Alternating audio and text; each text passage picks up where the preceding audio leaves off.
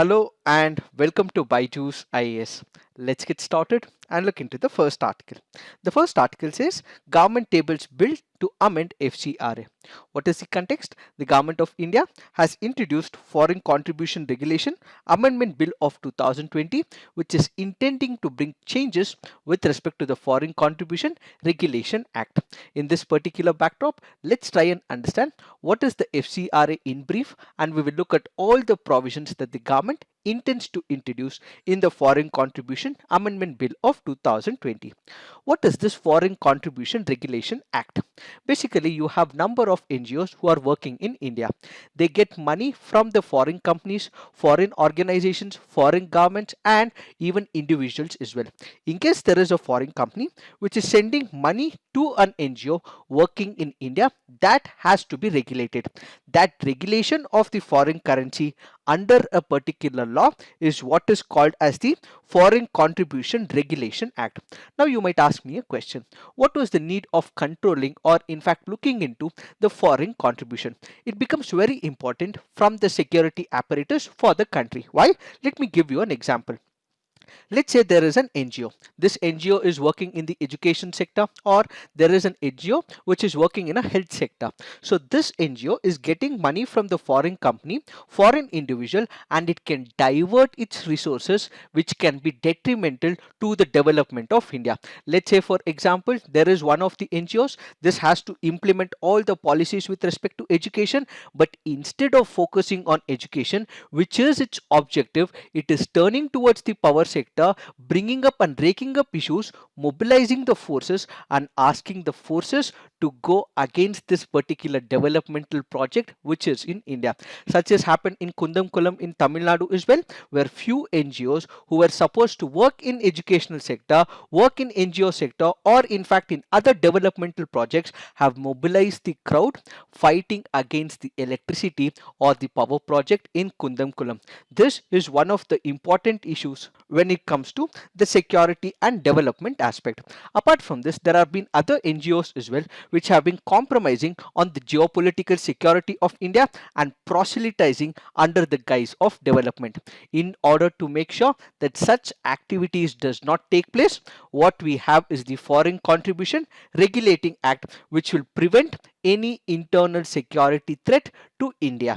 This act was originally passed in the year 1976, and in 2010 there were amendments that were made to this particular act as well.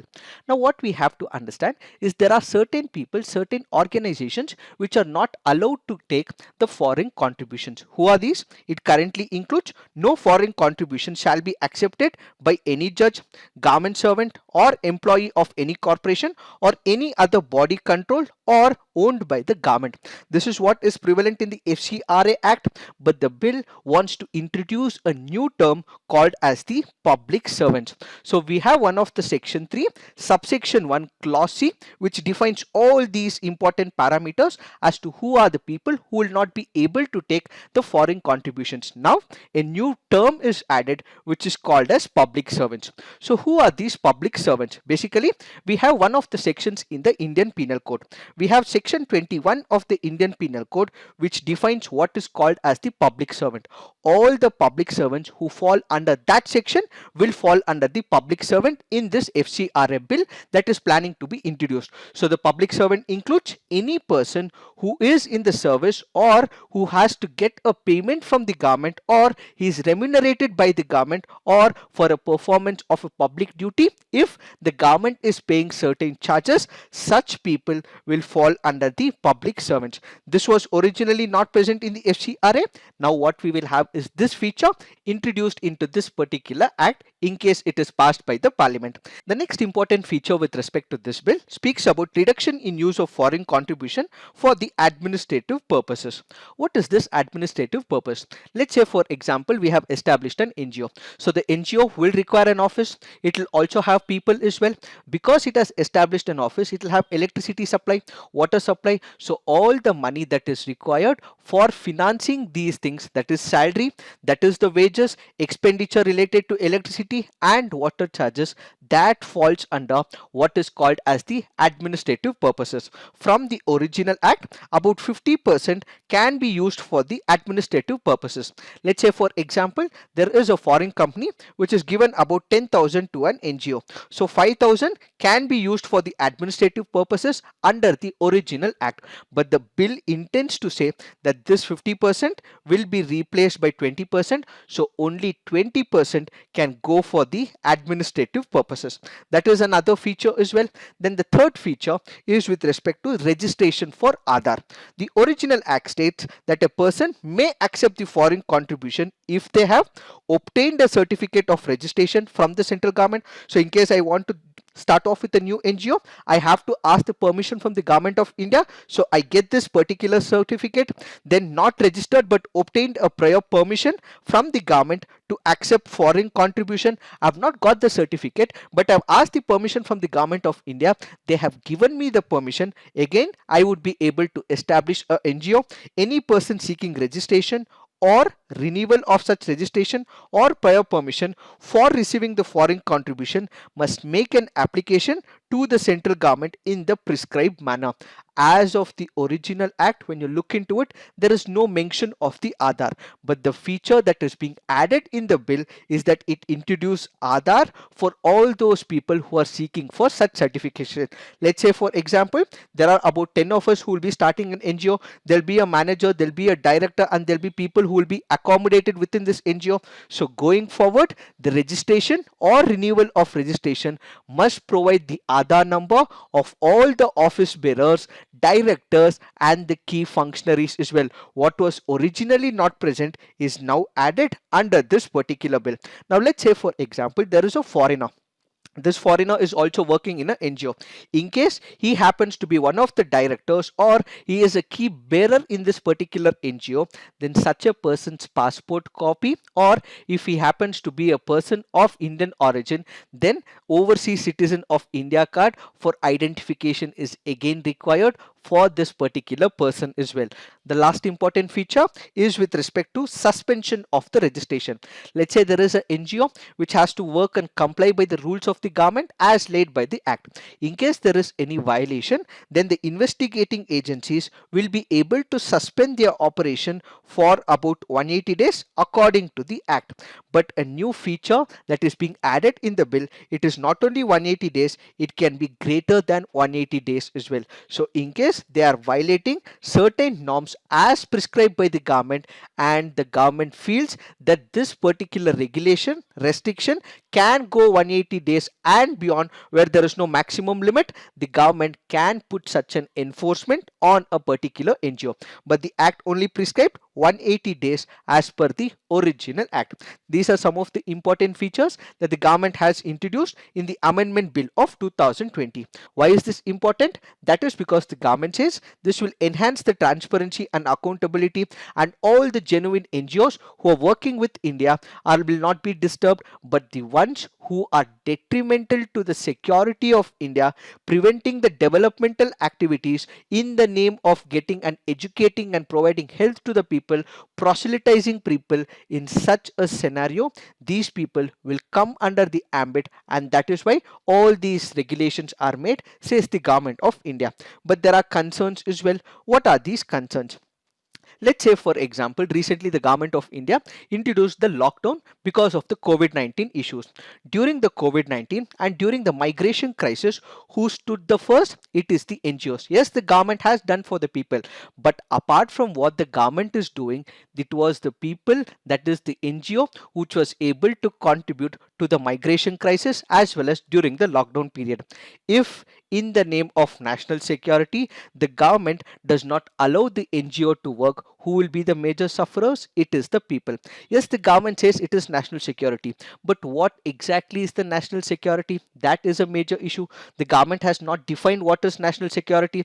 The legislation does not define what is national security. So it can be arbitrary and it can be discretionary move of the executive is the first major concern. And in case because of their political activism, if they have gone against the government can also use the term of national security and bar this NGO from conducting its activities is the first major concern. The second issue is with respect to the contribution of the administrative purposes. The earlier act said that it is 50%. Now it has been further reduced to 20%. How will people be paid the salaries? How will the electricity charges be paid? How will the water charges be paid? We know how much it takes for the management to pay for the administrative purposes. In this particular backdrop, is 20% necessary or is it enough is the next major concern. Let's say I am the foreign contributor. Let's say I am Ford, who is funding one of the educational institutes in India. If I feel that they are misusing this particular money that I have been sending a particular NGO, I as a foreign contributor would be able to take decisions with respect to that NGO. But why is the government fiddling in this part is the next major concern. Yes, the government will have to do everything and anything with respect to the national security, but that does not mean why is it fiddling with the administrative purposes. How much salaries have to be paid to that person is what the actual organization should decide, and it is not for the government to step in is the second major concern. The last major issue is with respect to suspension of the registration. The Ministry of Home Affairs has the power now to suspend the FCRA certificate for more than 180 days without actually specifying what is the upper limit as specified in the act. This means that the NGOs and the civil society organizations will be starved out of the funds and they will not be able to conduct the activities, and it is the people who will be the eventual sufferers, says this article. It is this that we have to understand with reference to this article. Now let's look into the next article. This article here is speaking about two bills introduced by the government of India. One is about the price support, the other is about the contract farming. The first bill was speaking about farmers who would now be able to sell their products, agricultural commodities, not only in APMC mandis but anywhere as and when they feel it. The second is with respect to the contract farming, where they would be able to get into a contract with the multinational company or into a pre-existing contract with any of the agricultural producers as well. This is what the bill is all about, but the government of India is feeling the heat of the farmers. Why? Because they sense that there are some apprehensions and fear.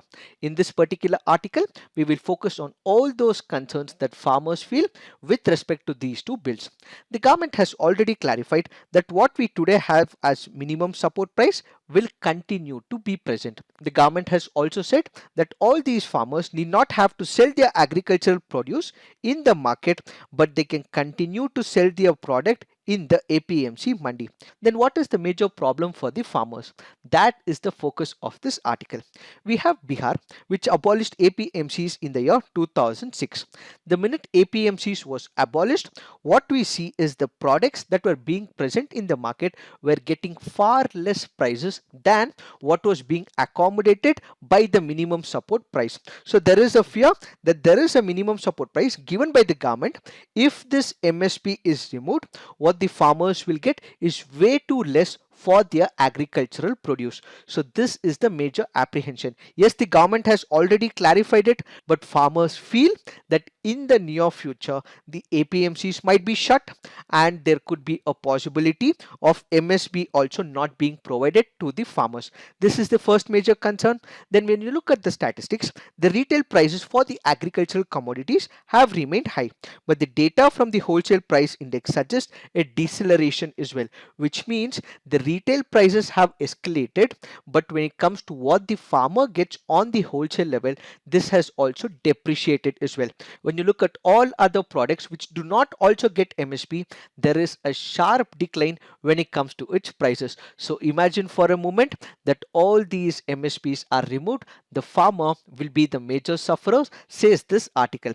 With rising input costs, farmers do not see market providing them the remuneration for which MSP is the need, says this article. The author further brings into perspective what is called as the agenda of corporatization. So what is this agenda of corporatization? Let's say there is a small farmer who enters into a contract with a big company. Let's say for example Reliance, this is just an example. So it enters into a contract with Reliance or it enters into a contract with Britannia as well. So what would happen with respect to this farmer in case of a conflict? They would have entered into a contract but if the company is not executing this particular contract, will the person be able to approach against this company? The company has large number of people, its advocate groups for the disposal, but the farmer would not be able to fight against this multinational company. So the dispute resolution will become a major issue is the first concern. The second concern with respect to agenda of corporatization is who will fix the prices for the farmers. When it comes to the minimum support price, we have the government, it is put out in the public forum, but that is not the same when it comes to the corporate entities. So because they have a huge mechanism, they would be able to convince the farmers. They can also give less prices to the farmers than what is being given by the MSP. So the first issue is with respect to the dispute, and the second issue is with respect to the prices. So because these prices are not notified, because it is happening on a contractual basis, the farmer in this particular case might not get the prices as expected in the market. In fact, he might also sell it at a price lesser than the market price, says this particular issue. So that is what is called as an agenda of corporatization. One is the dispute mechanism issue, the other is the price issue. Last thing that we have to consider is what is called as the lack of consultation. So what is this lack of consultation? We know for the fact that agriculture is in the state list. So who would be able to make laws? It is the state government. But in this particular parameter, the state governments were not even considered, the other political parties were not considered, and the stakeholders, that is the farmers and the middlemen, their viewpoints and perspectives were also to be considered as well. But that was not considered by the government, which means without the consultation of the state governments, without the consultation of the farmers and the middlemen, the government has passed this particular bill is the major concern. So examining this particular legislation, there were also other political parties which also asked the government to refer it to a select committee as well. Why? Because they would be able to look into it. They would also be able to speak about it without any party positions that is lying in the select committee. But that was again not taken by the government, and ultimately it was passed in the Lok Sabha, and in case it is given consent by the president in the near future, it means it has violated the federal principles of agriculture, and it also means there was lack of consultation among the primary stakeholders. These are some of the concerns with respect to these two bills passed by the Lok Sabha. But what we also have to consider is advantages with respect to these two bills. What are these advantages? The government has already reaffirmed that MSPs will continue, APMCs will continue, so the farmer still has the option of selling his agricultural produce in the APMC mandi. But all the apprehensions and fear has to be taken out, says the government, when it comes to this picture. These bills will introduce competition and efficiency. How? Earlier they were supposed to and restricted to sell their agricultural produce within a particular locality or in the APMC mandi. But now what they have is the choice to sell their agricultural produce anywhere in that state or in any part of the country as well. This means they have the freedom and choice for the farmers, which means it will introduce competition and efficiency when selling the agricultural produce. The reforms also provide an opportunity for the agricultural businesses to build consistent supply as well. So they would now be able to standardize the variety. They would be directly able to procure this agricultural commodity from the farmers, run their operations more efficiently, and also boost their export volumes and the share of food processing as well. Why? Because that is what is helping in terms of contract farming, which might not be present earlier. So with this introduction, what we will have is agricultural businesses building their consistent supplies. With all these reforms in picture, what we will also witness is growth in the private sector investment. What do we have here? We have the private investment that is happening in all the allied sectors as well.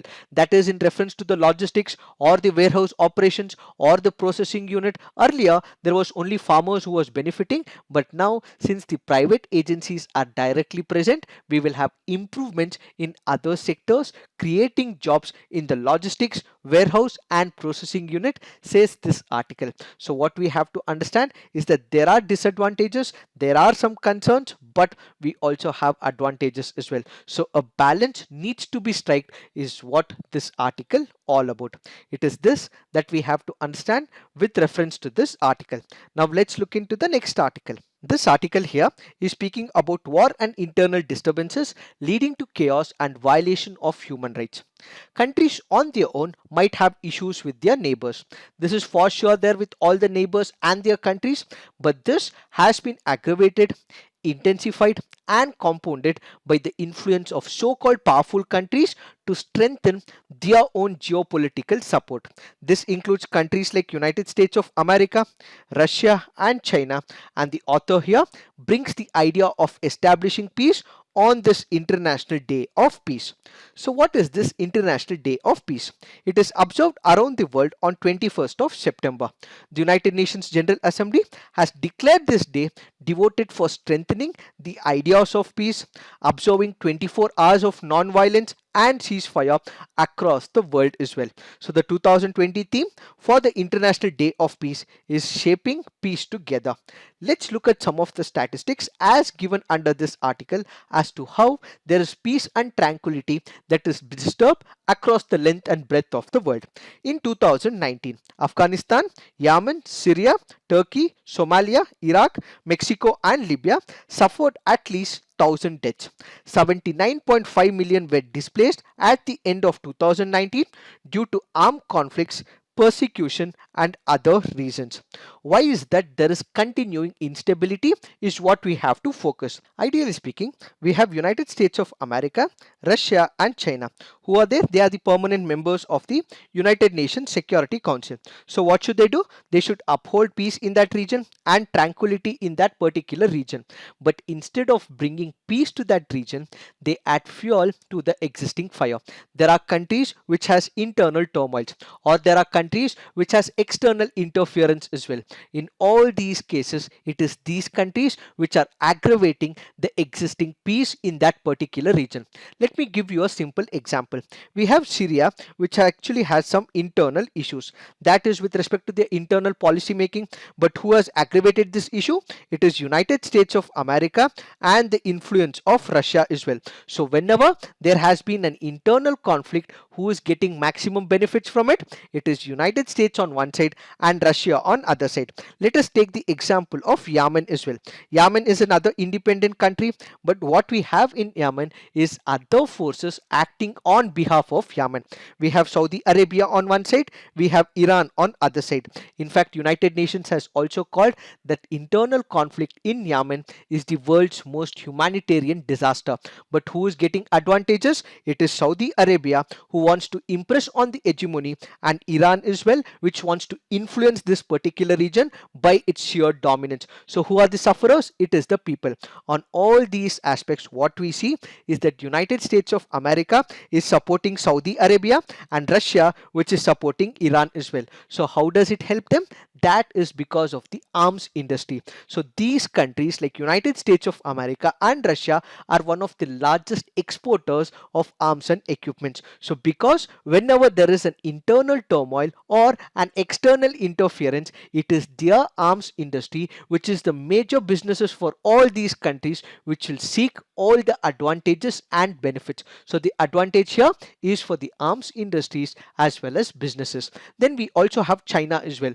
This is also not holding back. It enters into areas like South Sudan and Congo, and in all these areas it is also exporting the arms as well. To overcome this issue, we have the United Nations Secretary General who is campaigning for a global ceasefire. Instead of fighting amongst each other, what we require is a global fight against COVID-19, says the United Nations Secretary General.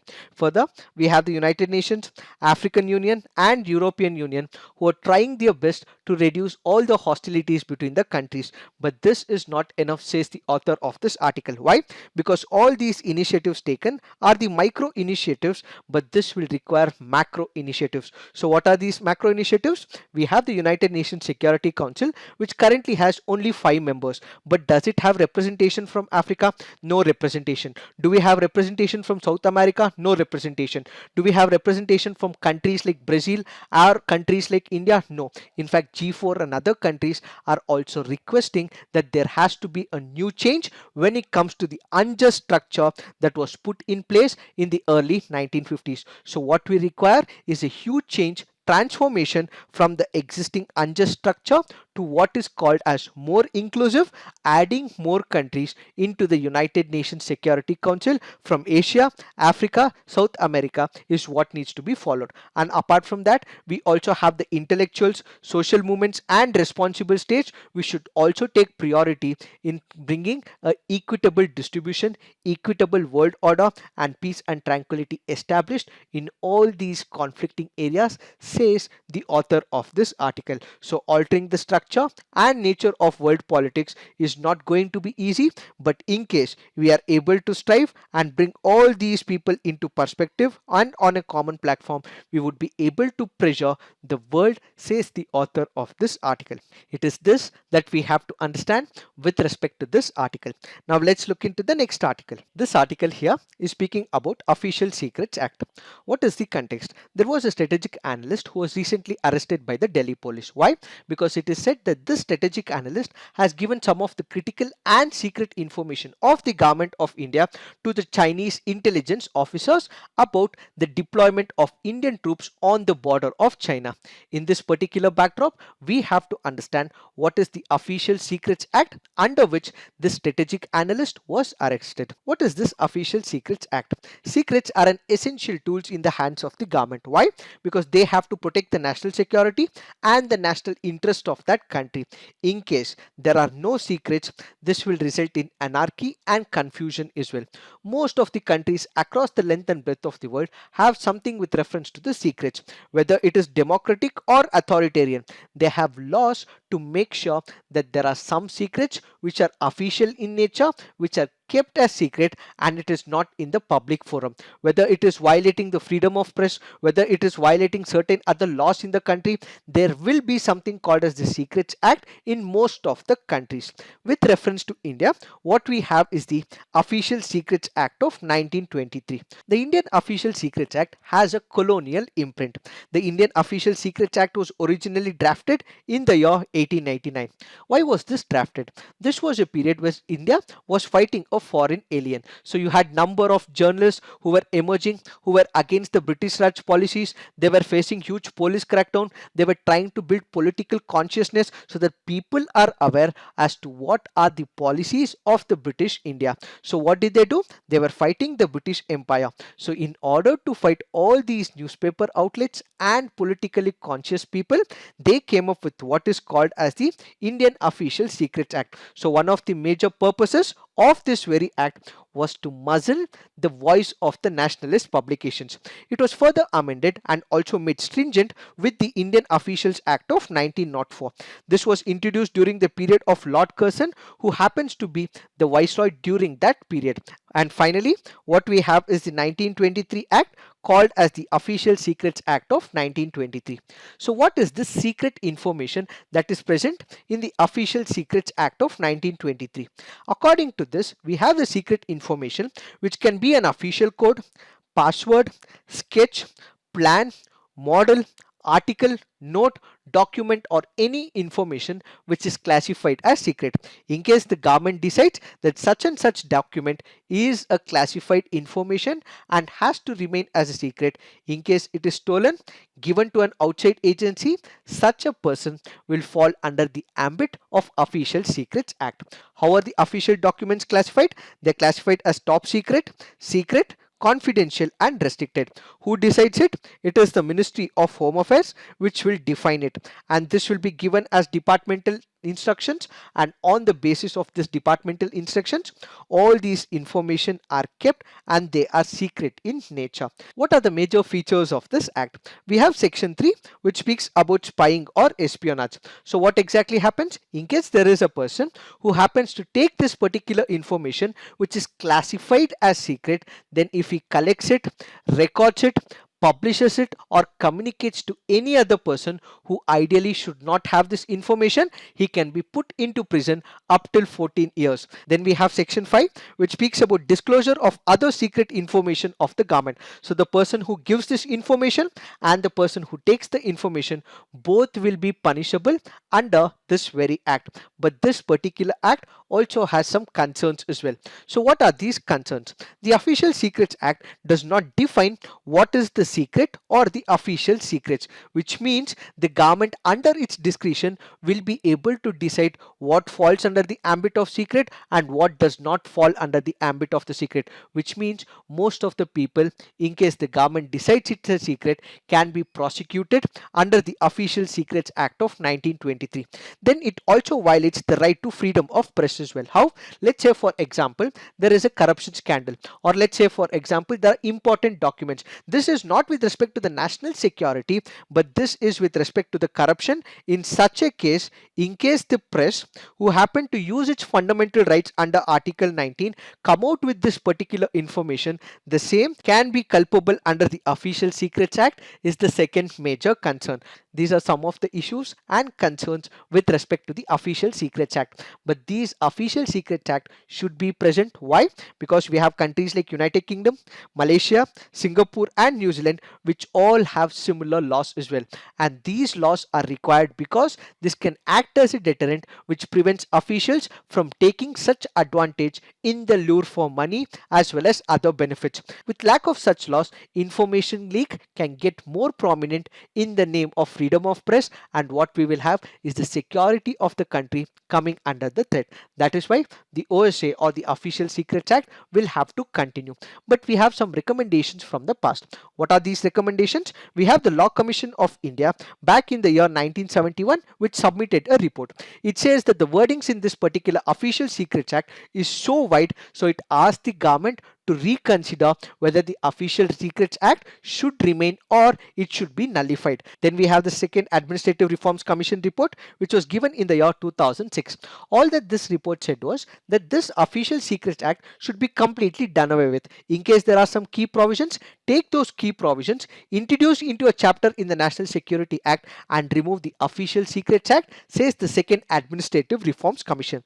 Then we have the Justice Goswami Commission which had asked for repealing of the Official Secrets Act of 1923. Then we have the Planning Commission which goes on to say that there is a veil of secrecy when it comes to the operations of the Official Secrets Act, which means that public will not be able to get the information about the public affairs as contributed by the government.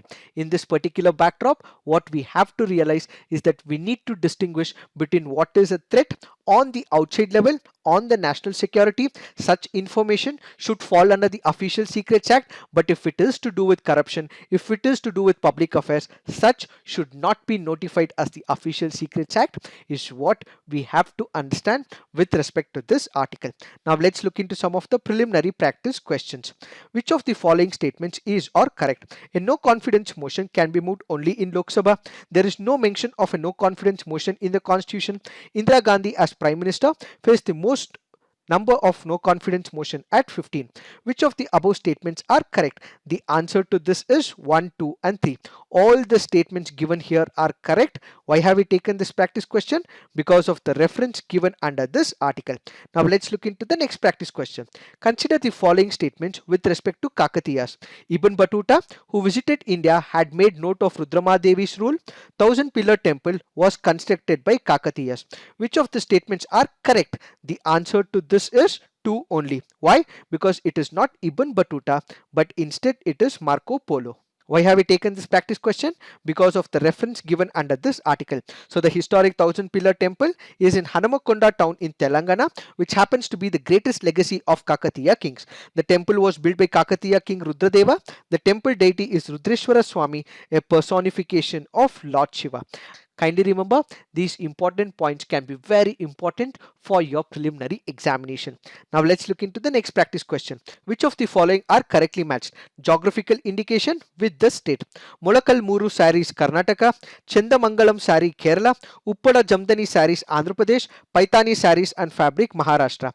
The answer to this is 1, 2, 3 and 4. Why have we taken this practice question? Because of the reference given under this article. So kindly remember, Chendamangalam is a small small town near Ernakulam in the state of Kerala. Now let's look into the next practice question. In India, the problem of soil erosion is associated with which of the following? Terrace cultivation, deforestation and tropical climate. The answer to this is 2 only. It is not terrace cultivation and tropical climate, it is only deforestation. Now let's look into the mains practice question. The agricultural bills passed by the government aims to bring about a new policy architecture for agriculture as a method to empower farmers. Discuss. The constitutional freedom to use and publicize information is directly affected by the provisions of Official Secrets Act. Critically examine. Please write all your answers on the comment section, peer review, and also come up with some constructive criticism. This is it for today. Thank you for watching. All the best.